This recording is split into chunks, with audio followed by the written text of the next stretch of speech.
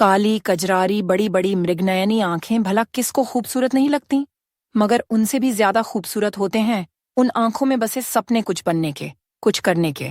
सपने लड़का लड़की देखकर नहीं आते, छोटा बड़ा शहर देखकर नहीं आते। फिर भी अक्सर छोटे शहर की लड़कियां उन सपनों को किसी बड़े संदूक में छिपा लेती हैं। उस संदूक का नाम होता है कल, कारण वही पुराना। अभी हमारे देश के छोटे शहरों और कस्बों में सोच बदली कहाँ है। घर की इज्जत है लड़की, जल्दी शादी कर उसे घर भेजना है, वहां की अमानत बनाकर मायके में पाली जा रही है। इसीलिए लड़कियों के सपने उस कभी न खुलने वाले संदूक में उनके साथ साथ ससुराल और अर्थी तक की यात्रा करते हैं। पर कुछ लड़कियां बचपन में ही खोल देती हैं उस संदूक को, उनके सपने छिटक जाते हैं। इससे पहले बीन पाए बड़ी ही निर्ममता से कुचल दिए जाते हैं उनके अपनों द्वारा, समाज द्वारा। विरली ही होती हैं जो सपनों की पताका थाम कर आगे बढ़ती हैं। यहां भी उनकी राह आसान नहीं होती। बार बार उनकी स्त्रीदेह उनकी राह में बाधक होती है। अपने सपनों को अपनी शर्त पर जीने के लिए उन्हें चट्टान बनकर हर मुश्किल से टकराना होता है। ऐसी ही एक लड़की है वैशाली। हर शहर की एक धड़कन होती है, वह वहां के निवासियों की सामूहिक सोच से बनती है। दिल्ली मुंबई में सब पैसे के पीछे भागते मिलेंगे, वाहन सब दौड़ रहे हैं, 1 मिनट भी जाया करना जैसे अपराध है। छोटे शहरों में इत्मीनान दिखता है, हाँ भैया कैसे हो के साथ छोटे शहरों में हालचाल पूछने में ही लोग 2 घंटे रुक जाते हैं। देवास की हवाओं में जीवन की सादगी और भोलेपन की धूप की खुशबू मिली हुई थी जब बाजारवाद ने पूरे देश के छोटे बड़े शहरों में इन जड़ें जमा दी थीं। देवास अभी भी शैशव अवस्था में था। कहने का तात्पर्य यह है कि शहर का असर हमारी वैशाली पर भी था। इन मासूम हवाओं ने ही तो उसे बेहिचक इधर उधर घूमती फिरती बेफिक्र वैशाली में बदल दिया था। उम्र हर साल एक सीढ़ी चढ़ जाती, पर बचपना था कि दामन छुड़ाने का नाम ही नहीं लेता। वैसे भी वह अपने माँ बाप की इकलौती बेटी होने के कारण बहुत प्यार में पली थी।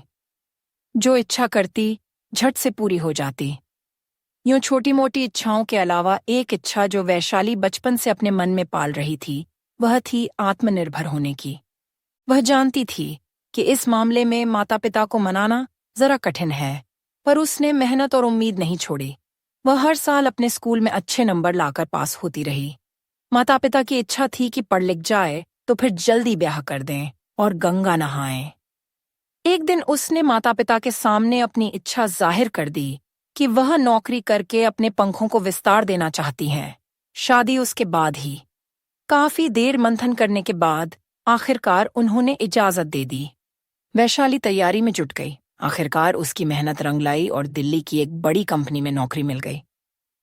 वैशाली की खुशी जैसे घर की हवाओं में अगरबत्ती की तरह महकने लगी।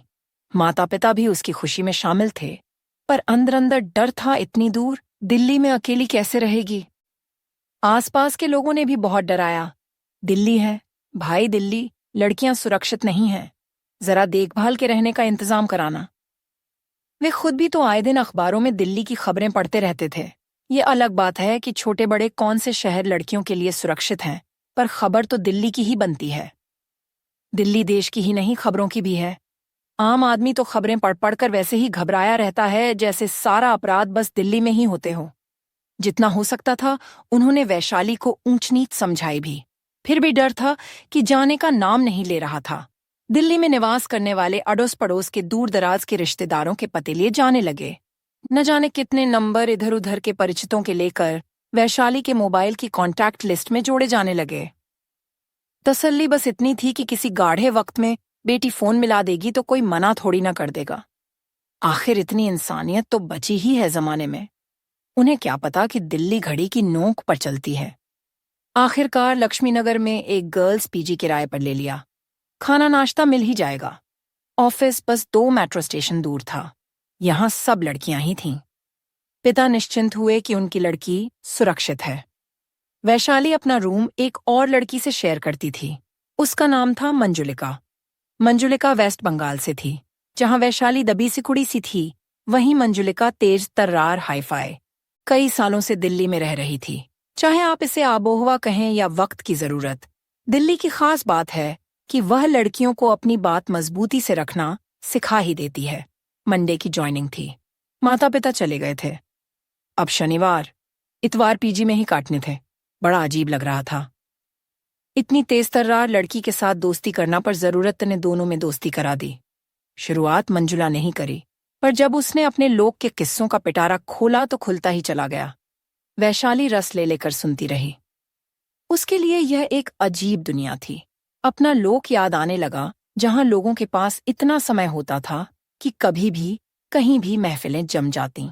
लोग चाचा मामा मैडम और सर नहीं, देर तक बातें करने के बाद दोनों रात की श्यामल चादर ओढ़कर सो गईं। ऑफिस का पहला दिन था। वैशाली ने अपनी जीन्स और लूज शर्ट पहन ली। गीले बालों पर कंघी करती हुई वह बाथरूम से बाहर निकली ही थी कि मंजुलिका ने सीटी बजाते हुए कहा कि पटाखा लग रही हो, क्या फिगर है तुम्हारी। वह भी हंसती। वैसे जीन्स टॉप तो कभी कभी देवास में भी पहना करती थी। कभी ऐसा कुछ अटपटा महसूस ही नहीं हुआ था। उसने ध्यान ही कहाँ दिया था अपनी फिगर पर। उसका ऊपर का हिस्सा कुछ ज्यादा ही भारी है। यह उसे आज महसूस हुआ जब ऑफिस पहुंचने पर बॉस सन्मुख ने उसे अपने चैम्बर में बुलाया और उससे बात करते हुए पूरे 2 मिनट तक उसके ऊपरी भाग को घूरते रहे। वैशाली को अजीब सी लिजलिजी सी फीलिंग हुई, जैसे सैकड़ों चींटियां उसके शरीर को काट रही हों। उसने जोर से खांसा। बॉस को जैसे होश आया। उसे फाइल पकड़ाकर काम करने को कहा। फाइल लेकर वैशाली अपनी टेबल पर आ गई। संज्ञा शून्य सी। देवास में भी ने लफंगे टाइप के लड़के देखे थे, पर शायद हर समय माँ या पिताजी के साथ रहने या फिर सड़क पर घूमने वाले बड़ों का लिहाज था, इसलिए किसी की इतनी हिम्मत नहीं हुई थी। उफ, कैसे टिकेगी वह यहाँ। उसे पिताजी की याद आने लगी। जब शीशे के पार कैबिन में बैठे हुए उसने सन्मुख को देखा तो पिता की ही तरह लगे थे। 50 के आसपास की उम्र, हल्के सफेद बाल, शालीन सा चेहरा। बड़ा सुकून हुआ था कि बॉस के रूप में उसे पिता का संरक्षण मिल गया है। क्यों एक पुरुष अपनी बेटी की उम्र की लड़कियों के लिए बस पुरुष ही होता है। अपने विचारों को झटक कर वैशाली ने अपना ध्यान काम पर लगाने का मन बनाया। आखिर वह यहाँ काम करने ही तो आई है, कुछ बनने आई है। सारी मेहनत, सारा संघर्ष इसीलिए तो था। वह हिम्मत से काम लेगी और अपना पूरा ध्यान अपने सपनों को पूरा करने में लगाएगी। मगर जितनी बार भी उसे बॉस के ऑफिस में जाना पड़ता, उसका संकल्प हिल जाता। अब तो बॉस और ढीठ होते जा रहे थे। उसके खांसने का भी उन पर कोई असर नहीं पड़ रहा था। पीजी में लौटने के बाद वैशाली खुद को बहुत समझाती रही कि उसे बस अपने सपनों पर ध्यान देना है, पर उस लिजलिजी एहसास का वह क्या करे जो उसे अपनी देह पर महसूस होता। चींटियां सी चुभती, घिन आती। घंटों साबुन रगड़कर नहाई पर वह फीलिंग निकलने का ही नहीं ले रही थी। काश मैल साबुन से धोए जा सकते। आज उसे अपने शरीर से नफरत हो रही थी, पर क्यों? उसकी तो कोई गलती नहीं थी। अफसोस, यह एक दिन का किस्सा नहीं था। आखिर रोज रोज उन काट खाने वाली नजरों से खुद को कैसे बचाती। हफ्ते भर में वैशाली जीन्स टॉप छोड़कर सलवार कुर्ते में आ गई। 10 दिन बाद दुपट्टा भी पूरा खोलकर लेने लगी और 15वें दिन तक दुपट्टे में इधर उधर कई सेफ्टी पिन लगाने लगी। मगर बॉस की एक्सरे नजरें हर दुपट्टे, हर सेफ्टी पिन के पास पहुंच ही जाती। आखिर वह इससे ज्यादा कर ही क्या सकती थी। वह समझ नहीं पा रही थी कि इस समस्या का सामना कैसे करे। एक एक दिन करके 1 महीना बीता। पहली पगार उसके हाथ में थी, पर वह खुशी नहीं थी जिसकी उसने कल्पना की थी। मंजुलिका ने टोका, आज तो पगार मिली है, पहली पगार, आज तो पार्टी बनती है। वैशाली खुद को रोक नहीं पाई और जितना दिल में भरा था सब उड़ेल दिया। मंजुलिका दांत भींचकर गुस्से में बोली, उसकी माँ की बहन नहीं है क्या? उन्हें जाके घूरे जितना घूरना है। और भी कुछ हरकत करता है कि बेनिल क्या गा? नहीं, बस गंदे तरीके से घूरता है। ऐसा लगता है कि कुछ कहने के लिए शब्द खोजने में असमर्थ वैशाली की आंखें क्रोध, नफरत और दुख से डबडबा गईं। अब समझी तो जीन्स टॉप से सूट पर क्यों आई? अरे तेरी गलती थोड़ी है ना। देख, तब भी उसका घूरना तो बंद हुआ नहीं। कहाँ तक सोचेगी? इग्नोर कर। हम लोग कहाँ परवाह करते हैं। जो मन आया पहनते हैं, ड्रेस, शॉर्ट्स, जैगिंग। अरे जब ऐसे लोगों की आंखों में एक्सरे मशीन फिट रहती ही है तो वे कपड़ों के पार देख ही लेंगे, तो अपनी पसंद के कपड़ों के लिए क्यों मन मारे। जरूरी है हम अपना काम करें, परवाह न करें। वह कहावत सुनी है ना कि हाथी चला बाजार, कुत्ते भूखे हजार। अब आगे बढ़ना है तो इन सब की आदत तो डालनी ही होगी। ठंडक कुछ दिन बाद नया शिकार ढूंढ लेंगे। मंजुलिका किसी अनुभवी बुजुर्ग की तरह उसे शांत करने की कोशिश करने लगी। मैं सोच रही हूं नौकरी बदल लूं, वैशाली ने धीरे से कहा। उसकी बात पर मंजुलिका ने ठहाका लगाकर कहा, नौकरी बदलकर जहां जाएगी वहां ऐसे ही घूरने वाले मिलेंगे, बस नाम और शक्ल अलग होगी। कहा ना इग्नोर कर। इग्नोर करने के अलावा भी कोई तो तरीका होगा ना। वैशाली अपनी बात पूरी कर भी नहीं पाई कि माँ का फोन आ गया। माँ बाबूजी उसकी पहली तनख्वाह की खुशी को उसके साथ बांटना चाहते थे। सब बधाई दे रहे थे कि उनकी बहादुर बेटी अकेले अपने सपनों के लिए संघर्ष कर रही है। आखिरकार महिला सशक्तिकरण में उनका भी कुछ योगदान है, सोच वह। ओह माँ, ओह पिताजी, इतना ही कह पाई, पर अंदर तक भीग गई वह इन स्नेह भरे शब्दों से। वैशाली सारी रात रोती रही। कहाँ उसके माता पिता उस पर इतना गर्व कर रहे हैं और कहाँ वह नौकरी छोड़कर वापस जाने की तैयारी कर रही है, और वह भी किसी और के अपराध की सजा खुद को देते हुए। मंजुलिका कहती हैं इग्नोर कर, वही तो कर रही थी, वही तो हर लड़की करती है बचपन से लेकर बुढ़ापे तक। पर यह तो समस्या का हल नहीं है, इससे वह लिजलीजी वाली फीलिंग नहीं जाती। सारी रात वैशाली सोचती रही। अगले दिन लंच पर उसने अपनी बात साथ में काम करने वाली निधि को बताई। फिर तो जैसे बॉस की इस हरकत का पिटारा ही खुल गया। कौन सी ऐसी महिला थी जो उसकी इस हरकत से परेशान न होती हो। निधि ने कहा, हाथ पकड़े तो तमाचा भी लगा दूं, पर इसमें क्या करूं, मुकर जाएगा। समस्या विकट थी। बात केवल सन्मुख की नहीं थी, ऐसे लोग नाम और रूप बदलकर हर ऑफिस में हैं, हर जगह हैं। आखिर इनका इलाज क्या हो, और इग्नोर भी कब तक। नहीं, वह जरूर इस समस्या का कोई न कोई हल खोज के रहेगी। घर आने के बाद वैशाली का मन नहीं लगा रहा था। ड्राइंग फाइल निकालकर स्केचिंग करने लगी। यही तो करती है हमेशा जब मन उदास होता है। तभी मामा के लड़के का फोन आ गया। गांव में रहने वाला 10 साल का ममेरा भाई जीवन उससे बहुत प्यारा है। अक्सर फोन कर अपने किस्से सुनाता रहता है कि दीदी यह बात, दीदी वह बात, और शुरू हो जाते दोनों के ठहाके। आज भी उसके पास एक किस्सा था। दीदी, सुलभ शौचालय बनने के बाद भी गांव के लोग उसका इस्तेमाल नहीं करते, बस यहां वहां जहां जगह मिलती बैठ जाते हैं। टीवी में विज्ञापन देखकर हम भी घंटी खरीद लाए। अब गांव में घूमते हुए जहां कोई फारिग होता मिल जाता तो बस घंटी बजा देते हैं। सच्ची दीदी बहुत खिसियाता है। कपड़े समेटकर उठ खड़ा होता है। उसकी झेप देखने लायक होती है। उसे गलत काम का एहसास होता है। देखना, एक दिन ये सब लोग शौचालय का इस्तेमाल करने लगेंगे। बहुत देर तक वह इस बात पर हंसती रही। फिर न जाने कब नींद ने उसे अपने आगोश में ले लिया। आंख सीधे सुबह ही खुली।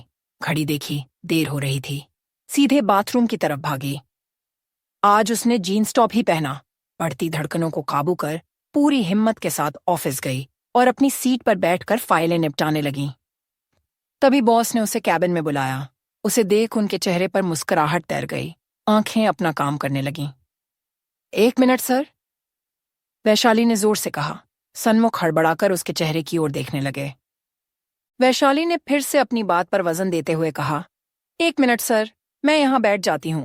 फिर 5 मिनट तक आप मुझे जितना चाहिए घूरिए, और यह हर सुबह का नियम बना लीजिए।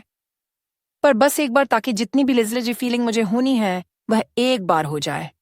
उसके बाद अपनी सीट पर जाकर मैं काम करना शुरू करूं तो मुझे यह डर न लगे कि अभी आप फिर बुलाएंगे, फिर घूरेंगे, और मैं फिर उसी गंदी फीलिंग से और अपने शरीर के प्रति उसी अपराध बोध से गुजरूंगी।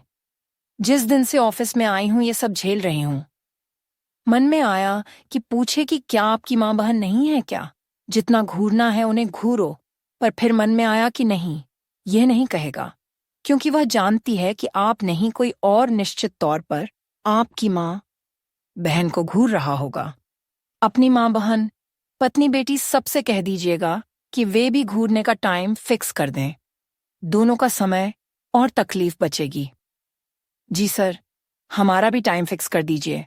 वैशाली के पीछे आकर खड़ी हुई निधि व अन्य महिलाओं ने संवेद स्वर में कहा।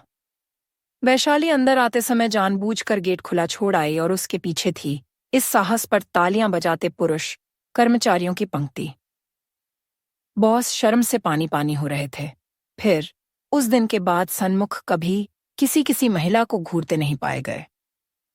चाहे आप इसे आबोहवा कहें या वक्त की जरूरत, दिल्ली की खास बात है कि वह लड़कियों को अपनी बात मजबूती से रखना सिखा ही देती है।